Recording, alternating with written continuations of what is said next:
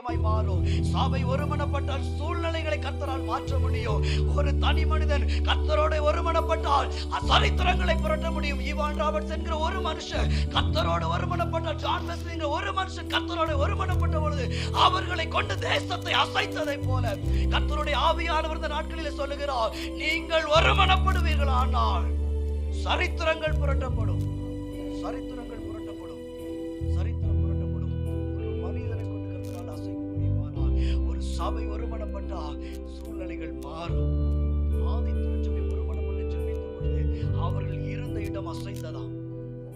இயற்கைக்கு அப்பாற்பட்ட பிரச்சனை, இயற்கைக்கு அப்பாற்பட்ட அவங்க ஜெபித்துக் கொண்டிருக்கும்போது அவங்க இருக்கிற இடம் ஒரு நிலநடுக்கம் வந்த மாதிரி அசைகிறது. அவங்க பயத்தோடு ஜெபித்துக் கொண்டிருக்கிறாங்க.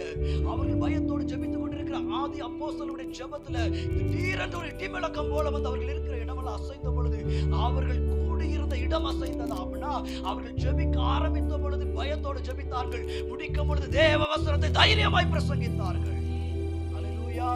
இன்னைக்கு நார்த் இந்தியாவில் தைரியமாய் பிரசங்கிக்க முடியல. ஓய்வு நாளில சபையில பிரசங்கிக்க கூடாதுன்னு சொல்லி முன்னாடி கொடியை பிடிச்சு நின்றுகிட்டு இருக்கிறாங்க. இதற்கு மத்தியிலும் தைரியமாய் பிரசங்கிக்க வேண்டுமானால் ஆவியானவருடைய பலத்த பிரத்யட்சமான அபிஷேகம் வெளிப்படணும். அதுக்கு சபை ஜெபம் பண்ணணும். அல்லேலூயா. சபை ஜெபிக்கணும். அதான் தைரியம்